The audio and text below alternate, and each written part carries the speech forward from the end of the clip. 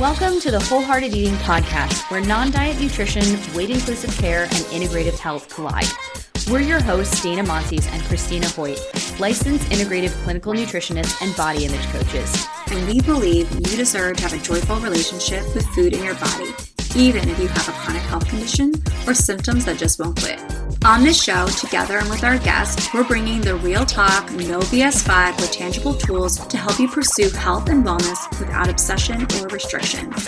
Remember our disclaimer, this podcast is meant for general information purposes only and should not be taken as a substitute for medical advice, diagnosis, or treatment.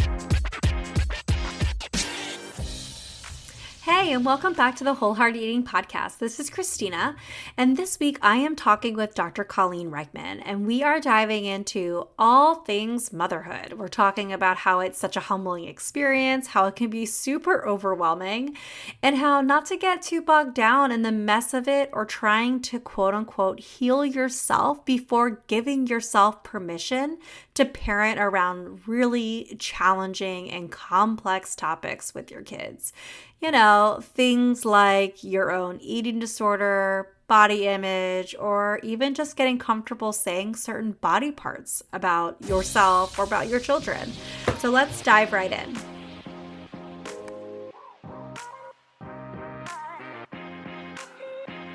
So it is so good to see you. And even though it's not in person, but we're going to plan that separately. Yes, please.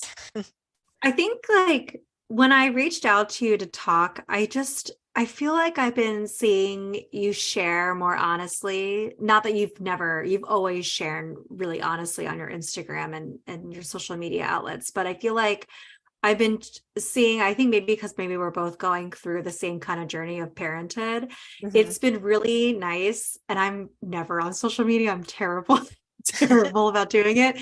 But I see you posting so much about parenthood, motherhood, and that kind of so much about being in it with children, and also at the same time marrying that between body image and what people are feeling and the relationship with food. And I just want to say I really appreciate that you're doing it, because I think it needs to be talked about so much more. And I love that you're sharing it. And you do it in a funny, light way, but serious sometimes too, which is fun. So it's appreciated. Yeah, I know. It's definitely been like a shift in content over time. And I know, of course, like not everyone can relate. So I've gotten messages saying like too much motherhood. But I just feel like I cannot do social media at this point unless I'm doing it in a way that it like is fun and I feel passionate about. And that's not what makes the algorithm, like that's not what makes me like grow at this point. And I've made peace with that. And I'm like, the people who I have to be authentic or else it's like soul sucking to do social media if you're just posting for the algorithm. So oh my God. And also you can't keep up with it because it's constantly changing anyway. So you might as well be you. I've started to have this thought about social media that it's really just like your business card. You know, it's like a living business card for people to get to know who you are and kind of what you believe in. And I think you do that really well. When you go to your page, like you're a person who's evolving and changing too. And so when it naturally what you're posting about and what you're sharing going to be, and if someone says too much motherhood, it's like, well, maybe we've changed. Maybe I'm not the right person for you at this juncture of your life, and that's okay. That's like okay. Allowed.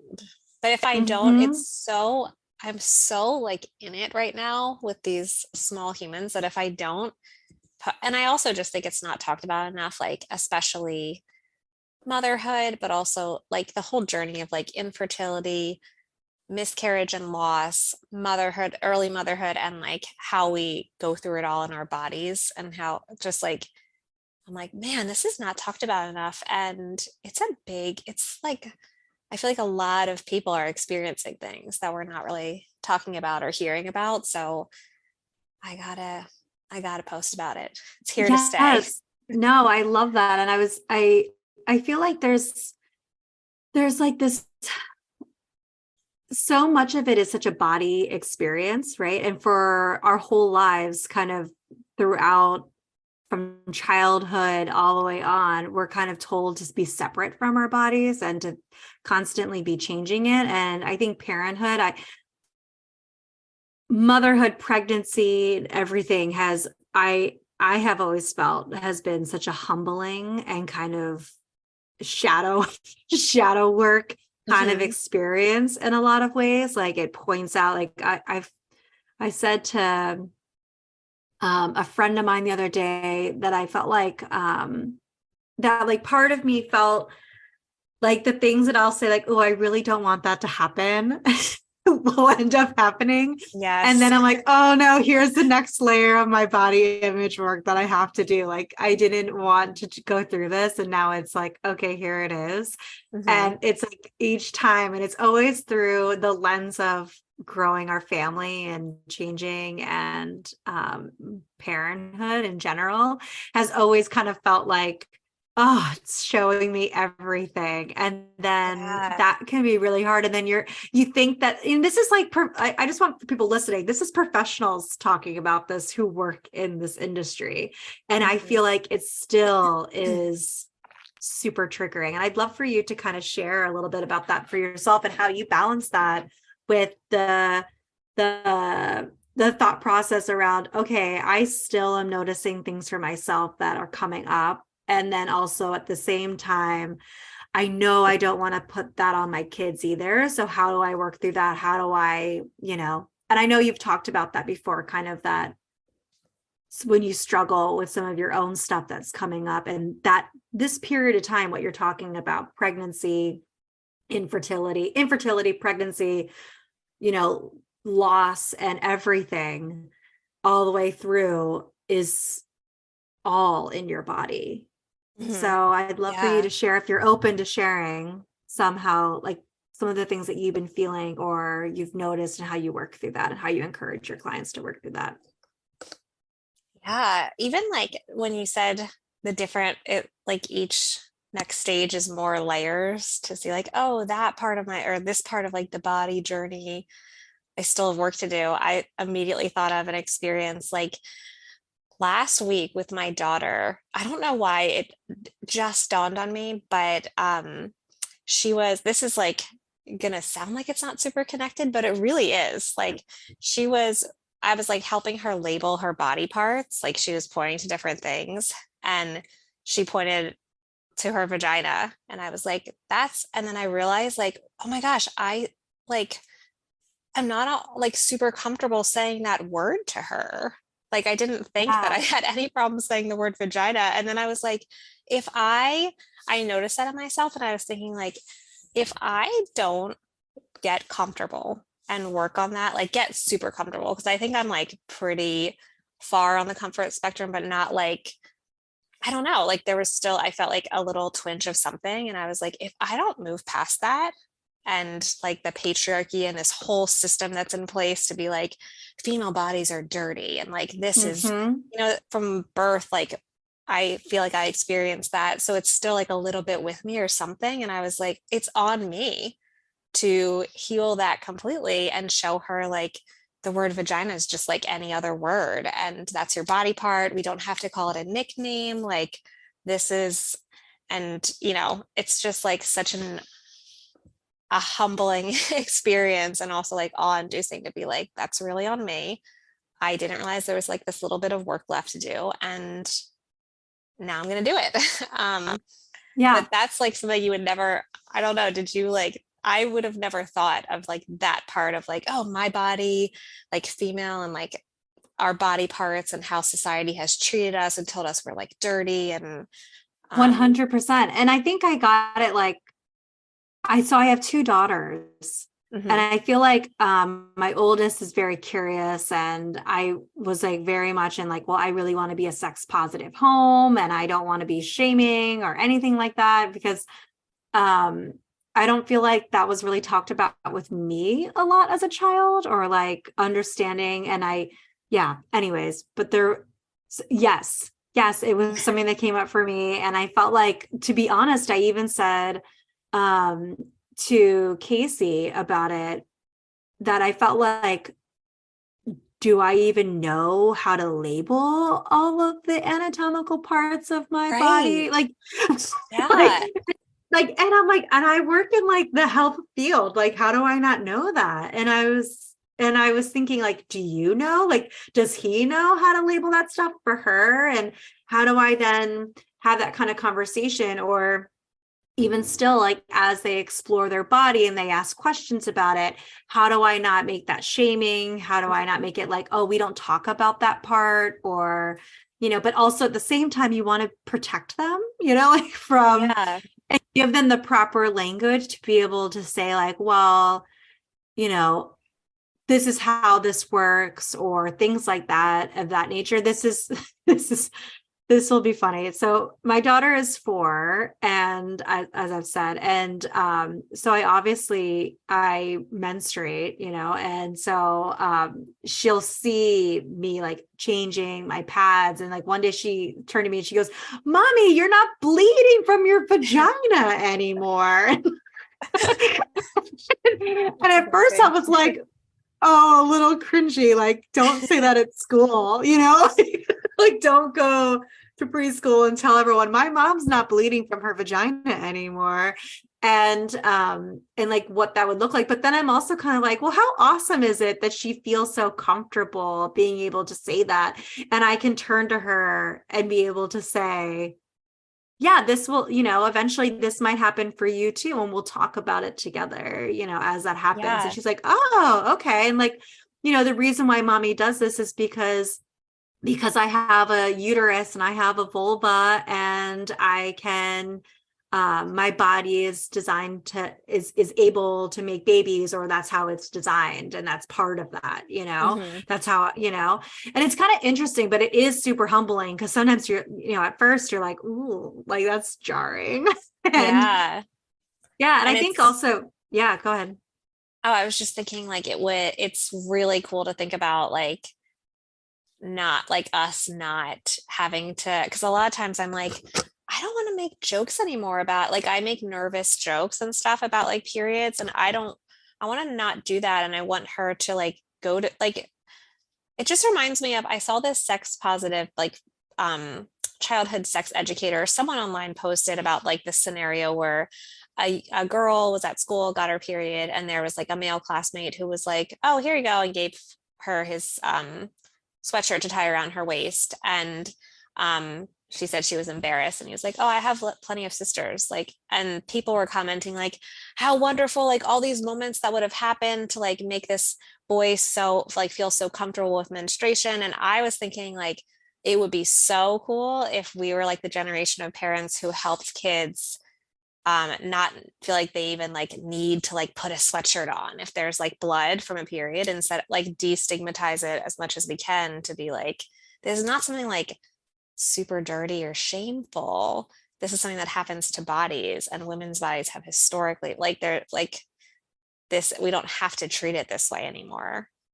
But then I was like, I think we're a little bit of ways off with that, but I would like to like take steps in that direction and be a parent that models that to both my son and my daughter, like, not shameful, not dirty, nobody has to make jokes about your body parts, and like it's all allowed here, Yeah, I mean, I think that's I think you're right. I think we still have so much work to do just to make body diversity okay with our generation too, Yeah. And I was thinking about that, as you said, like, there's nothing shameful about your body, and that nothing's wrong with it.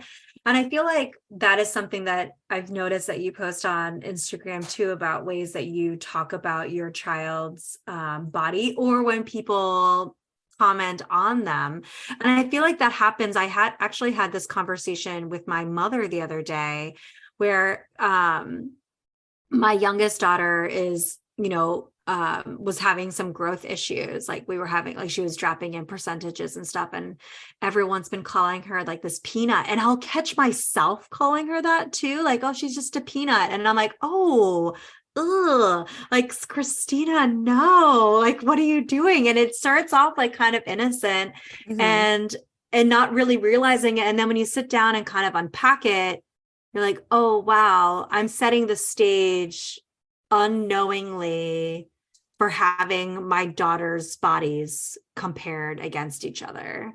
And I think that's like something that I had a conversation with my mom. Like, I really don't want anyone calling my daughter's body peanut, because what that inevitably does to like society, I might not feel any way about it. And it might feel like a description, you know, or someone might just mean it like a description, or like, oh, the cute little peanut, like a baby is a, you know, but then, I feel like it could set the stage in some ways for like society says something else, you know, and like peanut being smaller is considered to be better. And then if Elodie, the older, is like, well, how comes no one's ever called me peanut?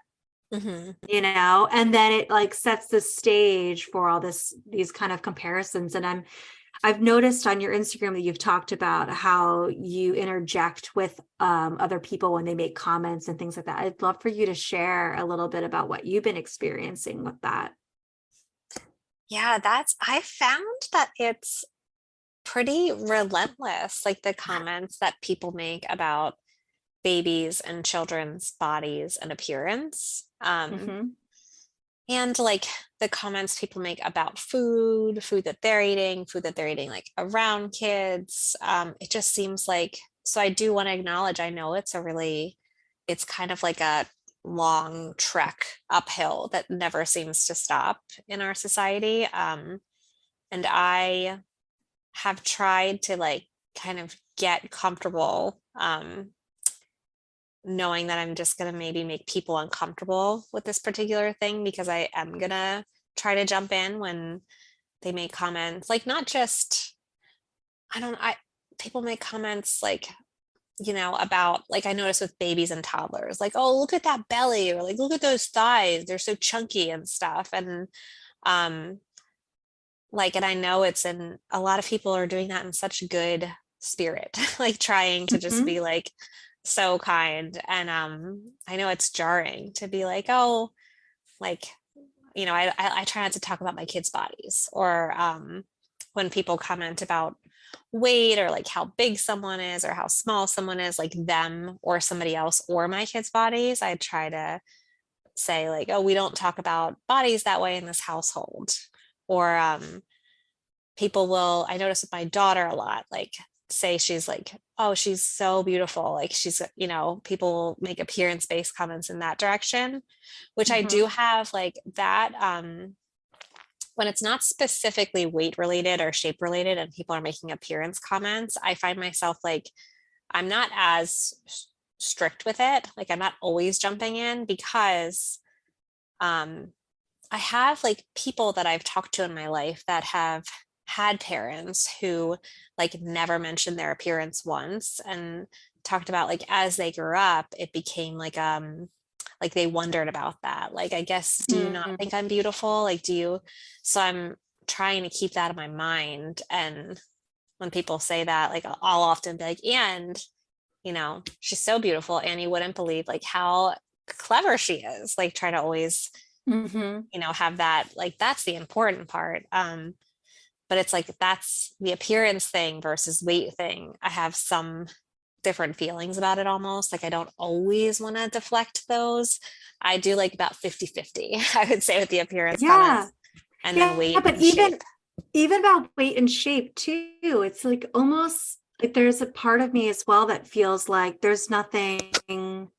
I also want to accept the idea that there's nothing wrong with being in a bigger body either, and be like, oh, all bodies are good bodies. Yeah, like, oh yeah, my legs are bigger.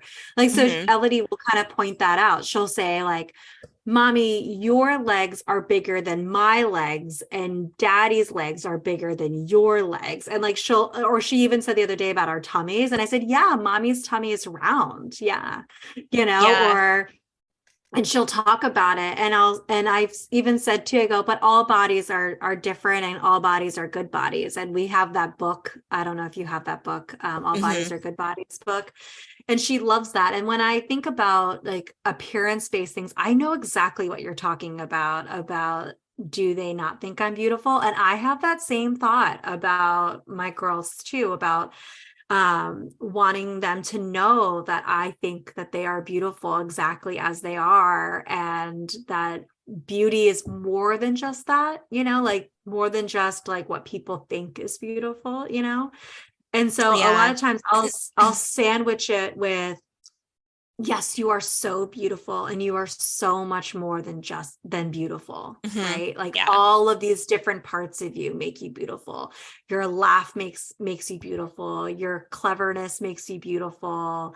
Your silly little jokes makes you, all of those things. So I feel like I'm trying to incept that it's not just your physical appearance that makes you beautiful, but all of the parts of you kind of make you beautiful. And that's kind of what I've tried to focus on. And but it's hard though. I feel like if parenthood wasn't hard enough, now we're trying to think about I know it's so hard. And the idea of wanting to shield them from body comments, because I do feel like in my house, I'm like, I really want it to be like a safe zone. Like, I think you're in my house, we don't comment on, like, I don't want them to have to deal with that at this age. Like, I want to protect them and also not like stigmatize any bodies and be like, well, just because you said like her belly was big, or that's not like a bad thing.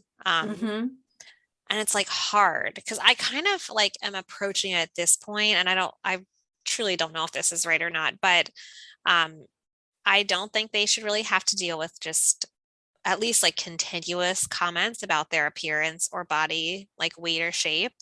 And if they comment on their own bodies, or like they comment on mine, or like want to talk about bodies, then I'm like, okay, well, let's welcome this conversation. And like, we have, Bodies Are Cool, which is like a great book. Yes. And there's the word fat is used, like fat bodies, skinny bodies, and it's all like all of them are cool. So I'm trying to like protect them from unnecessary body scrutiny, while also saying like, which is kind of a fine line to walk, because it's like, Yes. but I really don't want people, honestly, in my home at least, coming in and saying like, your thighs are so little. Like, I would like to protect them right now from body comments in most directions, because if not all, because it's like, I don't know, I just want them to have like a freedom from that a little bit longer. Like, that's going to happen so soon in the world. Like, Yeah. like, oh, I want this house to be a safe space so badly. Yeah, I know. It's so true, though. I feel like it is a fine line to kind of walk to, because it feels like in a lot of ways, it's interesting too, because when when your baby is first born, it feels like there's so much focus on weight, right? Like, are they on their growth curve? Are they growing? And it's like the bigger the baby, the more excited the doctor is, right? And then if your baby is on the smaller end, it's like, oh, we need to like work on this and do all these things and figure all that out. And it's something that needs to be fixed in a lot of ways. And it feels like, at what point does that then shift?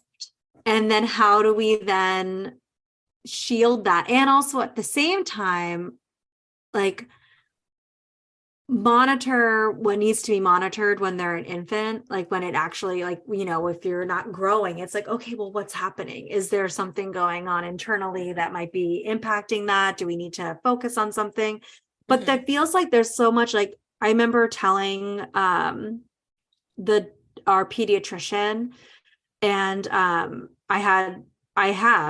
not over yet. I have postpartum depression with Noah, and that every single time that they would tell me that she wasn't gaining, I told them, I said, every time you say that, all I hear is, I'm not good enough. Like, that's all I hear every single time, that I'm doing something wrong, that there's something wrong with me and being able to provide for my child. And I was like, and I don't know what else to do. Like, it feels so overwhelming.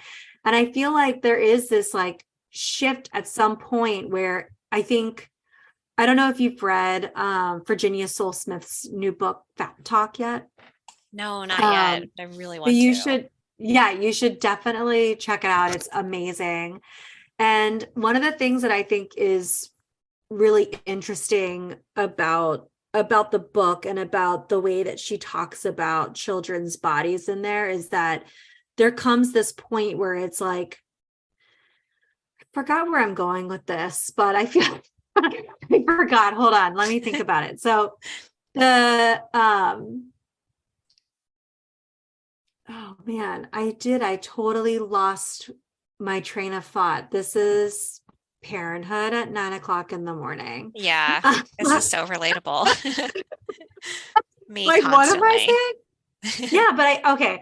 So I feel like, I think what ends up kind of happening, at least, I don't know, her book really describes the worry a lot that happens. Oh, about how at some point this is where I was going with it. When your child is then on the higher end of the curve, or if they start to kind of gain, the same type of thing ends up coming up internally around, okay, I'm not good enough. I'm doing something bad to my child. I'm harming them. And it still comes back to this weight of parenthood on us and feeling like we're not doing good enough. And I feel like that is a really difficult, like you said, line to kind of thread for yourself, because there is this part that's like, yes, I want my home to be a safe space for as long as possible.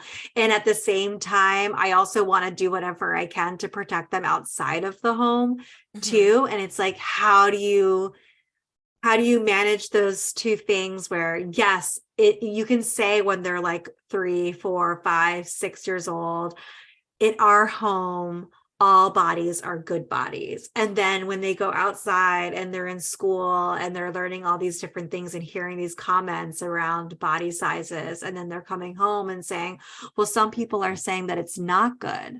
Like, what's true? Like, how do I think that's the stuff that I get scared about. Yes. Like, oh no. And it's like, you can't really do anything about it except for try to do the best you can.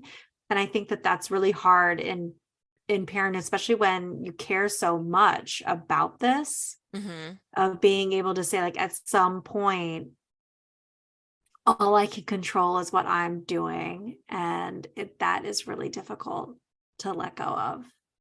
Yeah. I think that's where it almost comes to like, that's why a lot of it does come back to like your relationship with your kids and your like the attachment and how you're able to like say like, I don't know, say sorry and like just build this like really strong relationship with them that with me, at least it involves a lot of like messing up and falling down and saying sorry and then like modeling things differently. But so by the time they're that age, they can be like, I really like trust this like parent. I trust my care. Like the people in the world might say a lot of different things about bodies, but in this like home base, I have like my parent who I really deeply trust saying like these are those messages I want you to know, like this is like what we believe here about bodies. And so I try to like lean into that. Like I just can really, I hold hope that that will be helpful down the line. Yeah, 100%. I actually think that was something that I was thinking about how I feel like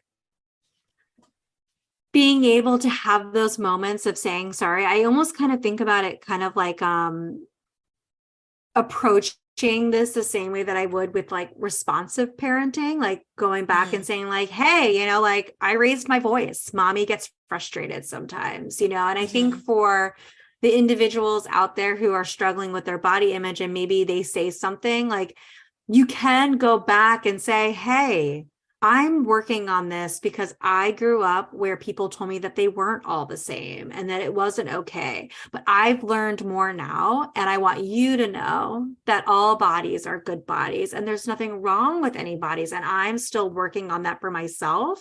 And I'm sorry that I said that out loud. Yeah. Like that's so I think, important. And I feel like that could be really beautiful. And it's so like I'm starting to feel frustrated with like the online messaging around like parents and cycle breaking. This is probably not a popular opinion, what I'm going to say, but I feel like it sets us up to feel like a ton of pressure that like you have got to be perfect and break these cycles or you will traumatize your kids. And it's just another form of like black and white thinking and perfectionism. I really do like I believe cycle breaking, like the main thing for a lot of us is a parent who like repairs and repairs and repairs, like is always willing to repair after they fall down because like we're just going to mess up so often and we have so much to like undo ourselves while we're on this journey with them that like if you demand perfection of yourself, it's going to be like a letdown for everyone. So it's like, can you get really good at repairing and naming, like, I'm working on this myself and like, this is where I'm struggling. Like, I want you and I want different for you. And just like being maybe more transparent with your kids than feels like comfortable at times. And I don't know. I want like gentler conversations around cycle breaking. Like, I really, especially when it comes to people who still have active eating disorders and our parents. I think that there's a lot of shame and like, I guess I can't be a good parent. And that's like, that is not true. I like want to say that loud and clear. You can have an active eating disorder, be really struggling and be like a great parent as long as you are like trying and you're Yes.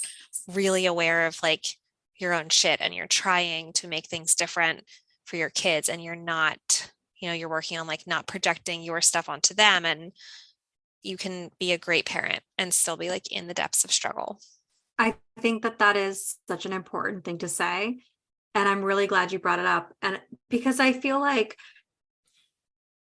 for someone to think that they have to work on and be quote unquote healed from all of their their traumas and struggles and difficulties in order to be a positive parent and a positive role model is so harmful, because Yeah. then that would like I can't imagine any other way, because then I think one of the most beautiful things about being able, and I love that you're talking about this, because I think the most beautiful thing to me is being able to tell your child, I am there too. Mm-hmm. I've gotten scared before also. I've struggled with this too, and I'm working on it now as well. Yeah. Here's what's helped me before with this. Like my daughter this is like kind of on topic, but I think you'll get the idea, and I think you can use it in other ways. But she gets scared of like going upstairs by herself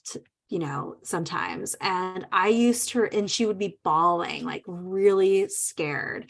And I told her, I said, I remember when I was younger being really scared like that too. And I said, and sometimes even now I get scared when I'm by myself too.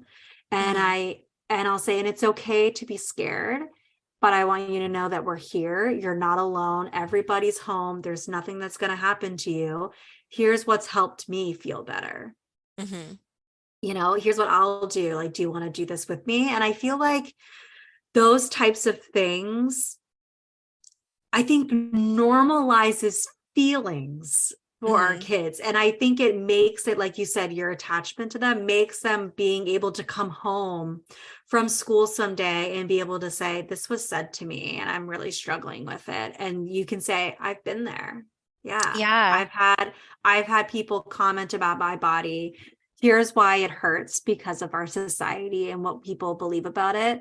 But here's what I've grown to learn as an adult, that all of that means nothing. And here's the education. And then you can provide them with the education around it too, like as they get older. And I think to expect us to be able to be perfect, and I think especially with body image or having an active eating disorder and struggling with it, you can still struggle with it, like you said, and at the same time not want that for your children and be able to do whatever you can to protect them from it. And I think a really powerful way of protecting them from it is talking about it. Yeah. And I don't know if you would agree with that, but yeah, but and I think it could be. With what you said, also, like, it makes me think of like some of the greatest things you can do to like kind of buffer your kids against like body image struggles and eating disorders don't even have to do directly with like weight or food, like saying the word, like learning to say the word vagina like comfortably without laughing, like labeling emotions, like helping them continuously learn, like, oh, this is the emotion, this is where I'm feeling that. Like, it doesn't seem as straightforward as like not using the word fat in a derogatory way, but it's all kind of just as important. Like it's I think it's nice for people to know, because when you are in the depths of struggle, like maybe you can't get in like the swimsuit and be super comfortable like at the beach with them right now and be in the pictures or eat the same thing they're eating. Like maybe that is out of reach right now, but if so, like there are so many ways to help them build this like confidence in themselves and just a different relationship with food in their bodies. And things that seem like less obvious are incredibly impactful. Like I can't tell you the amount of people that I work with, and myself included, that like emotions and understanding them and being able to like label them and kind of move through them, that was like that's a huge factor in the development of an eating disorder, like that disconnection from that realm of life. And um it's like not as obvious, but just as important, in my opinion, all of this other stuff. Yeah, to be honest, I feel like that's not talked about as much, right? And I think most of the time, and I'm a nutritionist, and most of the time it is talked about like, oh, the way you're presenting food, and it's very like tactful and action oriented. And I think when I talk to clients of mine who have active eating disorders, what I'll tell them is like, oh, no, that's the outside of the tree. And then inside are all the roots. And the roots of the tree is what builds it. And what made this kind of like this type of tree kind of grow, or these different types of parts grow. And if we can get down into the roots of it, and the roots are, I have like, like different types of things like naming your emotions and things like that. I think that's such a great thing for people to hear. I would love for you to share some tools around how do you work on that when you're struggling with that on your own. If you're having a hard time naming emotions, what do you do with your own kids to kind of make naming emotions more accessible or supportive for them? Yeah. I mean, I think if you're having a hard time naming emotions, like one of the number one things to do is in your own time, work on it yourself. Like, or if you have access to a therapist, like make that a really, a hinge point of therapy. And like starting with like things as small as like the emotions wheel. And like when I was first like very unwell and looked at that emotions wheel, there was like I couldn't pick out one. I remember being like genuinely confused and like I don't know.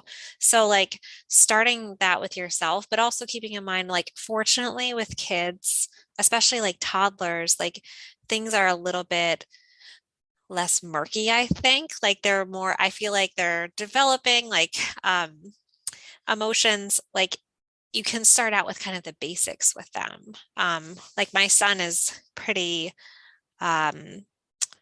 he's very sensitive and very anxious and has some like, you know, he just needs help with a lot of things.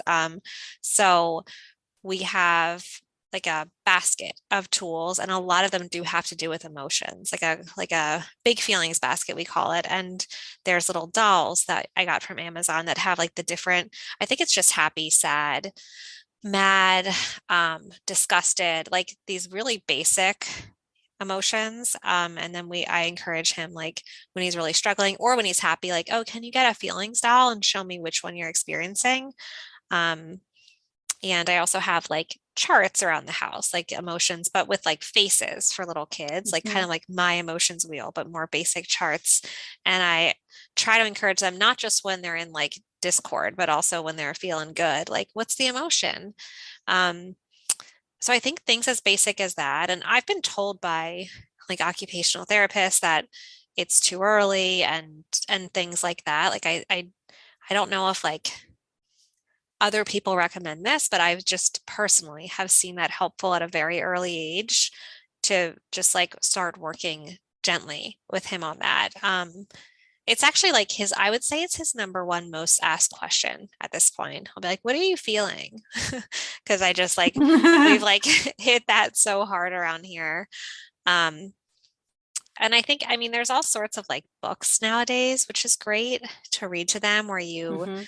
like, even for like infants, like with just the faces. So I think starting out in the most basic of ways at trying to like gently teach them, especially when they're not in moments of like, you know, real distress, because there's not much teaching that happening that like in those moments, there's not many teachable things that can Yeah. occur. But when they're feeling like, okay, like, and then modeling, I think it's like another kind of easy tool is being like, oh, I'm feeling happy right now. Like, do you see? I'm feeling happy because of this, or like, I feel that in my chest, or just like little one-liners here and there to try to, which sounds small, but that is not like, I don't think our parents growing up like knew to do that. So that is like no type of anything that I ever heard growing up. So when I start to think it's Oh small, my I'm like, God.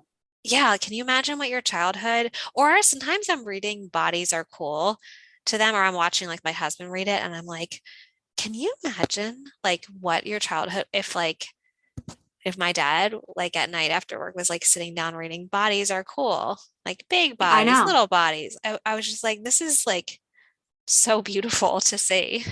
Yeah, right. And 100%. Like I feel like it'd be so different. And I don't feel like I mean, there's varying degrees of households and how they approach bodies and stuff. And I don't feel like I was in an overt kind of anti in my house. But as I've grown up, I've been like, oh, wow, there was like subtle things, but like, how cool would it have been? Or even like to me, like the emotions thing, or being able to show your emotions, like Mhm. I feel like being able to say like, it's okay to be upset. You can be Yeah, angry. yes. Like you can be That's angry right something, now. You can yell. You can like, that's okay. Like, I'm not going to let you talk yeah. to me like that if it's being disrespectful, but being able to say, yeah, I'm like you can be really big angry. with my son and I've noticed this, it's really interesting with when he gets really like when he gets physically hurt, I notice, and he cries. Um, I don't do what I've seen a lot of people do, which is like, I don't say like, you're okay. Like I try Hmm. really, really hard with him specifically to be like, oh, that really hurt. Like I get so upset when I really hate like when I fall down too. Like I get really sad. It's okay. I try so hard and have from like day zero with him to, because I'm just like, Hmm. I don't know. I feel like that's a pretty easy way to be like kind of counter this narrative that like boys don't cry and like all the stuff that like builds the foundation for like male toxicity. I would Yeah. like to early on kind of like get around that if we can do what I can. 100%. Yeah, you Yeah. have to. You're doing the hard work. I mean, I feel like that's another thing too. I feel like it is hard work. And I feel like in parenthood, it feels like there's so many things that are hard. And I would love for you to share a little bit about how maybe you give yourself some grace and maybe in those moments when maybe you're struggling or you're having a hard time. Um, yeah, how do you handle those things and how do you not put so much on yourself, or maybe you do and we can just name that and say like, yeah, I'm in it. I Yeah. don't know. I feel like I'm in it. I like really just, I find it to be like, it's, it just feel there's like a lot of struggle involved, and there's a lot of just like there's a lot of pressure and a lot of like cooks in the kitchen with the parenting advice. And Mhm. if you're not careful, or if I'm not careful, I'll speak for myself, I start to feel like I'm doing like I'm doing it all wrong. And these people online are like doing it all right. Like nothing that they say works. Nothing. Um, and this has specifically been like as my son has grown. I can't tell you like maybe one piece. I just like all parenting advice has, I felt like I failed at it, or like it has failed us. So I think what helps me is always going back in my mind to be like, okay, I don't know if it's like, I don't want to call it gentle parenting or like responsive or any of these like different labels where people are telling me what to do. I want to like try really hard to listen to my own intuition and be a parent that's constantly like gets really good at repairing and repairing. Um, because I just think I'm gonna mess up, and like have been for the whole time. And Yeah. it's just, and you know what? Something else that helps too is sometimes on my personal Instagram account, like just with my friends, I will post a picture like randomly all of a sudden with like a deeply vulnerable caption of like, I did this. We like, my husband and I met new friends like over the summer, and then they friended me on Instagram, that personal account, and I posted that night. Oh, I should like read you the caption. It was like, do you ever find yourself in the bathroom with your knees pulled up to your chest, sobbing those deep gulping sobs because you just yelled at your 2-year-old and nobody could be a worse person? Like it was like the most vulnerable thing. And he was like, hopefully she's okay with like ultra vulnerable confession captions. Like, what are you doing? But I feel like it's like helped me so much, because whenever I do that, people, these like friends or even just acquaintances will message me and be like, I can't tell you how much it helps to see like amongst like the really beautiful family pictures that everyone posts, which I do love too, but to see someone being like, I'm like, I suck right now and I'm like in it and this is so hard. And I yelled at my 2-year-old, and like, I don't know. I don't think that's for everyone, but I found it weirdly helpful. No, it is. It is really helpful. I think what I'm seeing is that you're being honest, and I think honesty is always the way to go. And I think that being able to name like this is hard, and that there is so much. No, it's hard to say, because I feel like there's things that we care about, right? Like we care really deeply about, wanting to do these like parenting a certain way and wanting to like, cycle break and everything like that. And so it can be really easy to get sucked into all the different approaches. And like you said, Yeah. gentle parenting, responsive parenting, attachment parenting styles. Like, how do you like manage all of these different things? And like, oh, let's not forget the patriarchy. Let's not, let's not forget, being supportive of, I don't know, like everything we could possibly want, being allies and being all these different things for everything. Mm-hmm. And it just feels like it's really hard to just be with your kids when you feel like you're constantly trying to do all these different types of things. And I think sometimes it's great to share how hard it is in that moment, and being able to say like, yeah, I'm in it and here's where I'm at. And I could see how that would be really helpful in those moments, and being able to share that and kind of put it out there, because you know what? My love language is sharing like difficult parenting memes. Yes. That I find with my friends, and like some of my friends, like that's the only way I communicate with them. It's like just constant Instagram, like memes and things like that, and reels that I find. And one time I must have like shared like a bunch in my stories like over time or something. And this friend that I haven't seen in like probably 20 years or something reached out and was like, "Are you okay?" And I was like, "Yeah, I'm all right." Hanging like, in. I'm hanging in there, and I was like, and it's like, it's kind of funny, but I like your approach is probably a little bit more honest. Like, yeah, I'm just gonna say what it is, and mine's more of like, this is how I'm feeling, and I'm gonna be a little self-deprecating about it, Which is also good. Anything that's like any port in the storm. I'm like, sometimes I just have to fire off 2 paragraphs about like and hope that people like hits and it does help. So a little tried technique, but I highly recommend if you're like wanting to just like be a little more vulnerable and vent. I'll have to send you some of my like these ridiculous random, it'll be like 3:00 on a Tuesday and I'll be like, do you ever wonder if it's so random? So I'll send you some. I would love to see them.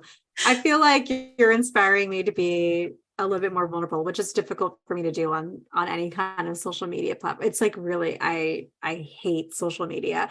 I like to be like a lurker, and yet here I am with a podcast and all the different things. But yeah, isn't this like kind of? I guess this is different than social media, but definitely vulnerable, I think, to have a podcast, or I would think. Yeah, it is. It is. And I definitely try to be honest. I mean, I'm always honest on it. Like I always share how I'm actually feel. It's not scripted in any way. And so sometimes I'll say things like, what was that?